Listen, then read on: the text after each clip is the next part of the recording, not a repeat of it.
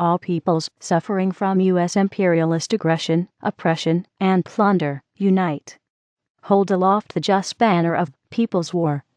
And fight for the cause of world peace, national liberation, people's democracy, and socialism. Victory will certainly go to the people of the world. These stirring words are from Comrade Lin Biao's work, Long Live the Victory of People's War. In the spirit of the Great Proletarian Cultural Revolution.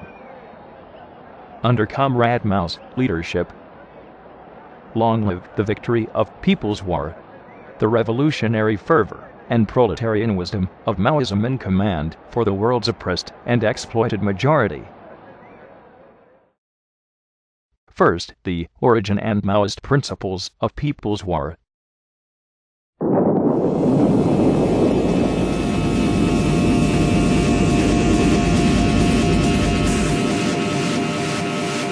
The Chinese People's War of Resistance against Japan occupies an extremely important place in the annals of the wars of the oppressed nations of the world against imperialist aggression. How was it possible for a weak country to defeat the strong country? The basic reason was that the war of resistance against Japan was a genuine people's war, led by the Communist Party of China. In the face of Japanese imperialist aggression, was the party to continue with the civil war? Or was it to hold aloft the banner of national liberation? Comrade Mao pointed out that the Japanese imperialist attempt to reduce China to a Japanese colony heightened the contradiction between China and Japan and made it the principal contradiction. The Communist Party of China and Comrade Mao formulated the line of the anti-Japanese National United Front. History shows that, when confronted by ruthless imperialist aggression, a Communist Party must hold aloft the national banner and, using the weapon of the United Front, rally around itself the masses.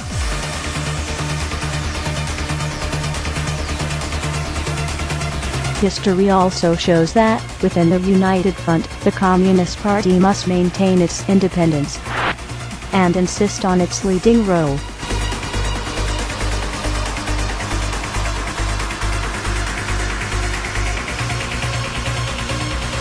The war of resistance against Japan was in essence a peasant, revolutionary war.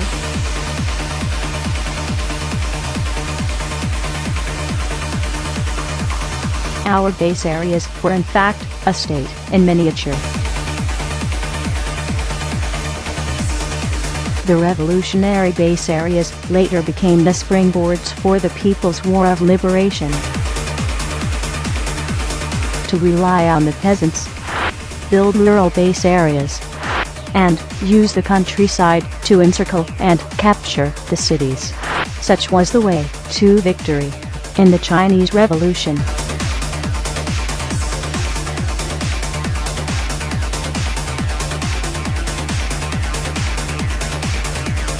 The special feature of the Chinese Revolution was armed revolution. The main form of struggle was war, and the main form of organization was the army, which was under the absolute leadership of the Chinese Communist Party. Without a people's army, the people have nothing.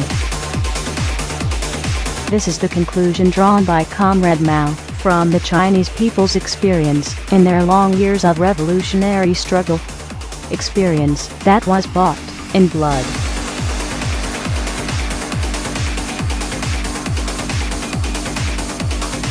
Our army staunchly performed the three tasks set by Comrade Mao, namely, fighting, mass work, and production. And it was at the same time a fighting force, a political workforce, and a production corps.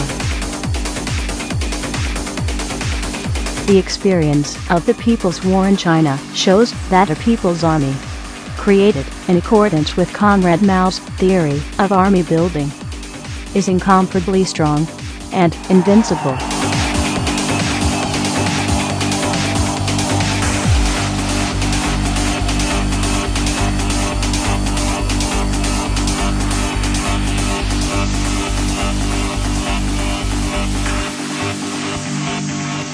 These excerpts are from Comrade Lin Biao's work, Long Live the Victory of People's War. Summing up the principles of People's War that led to the glorious victory of the Chinese people over imperialism and reaction.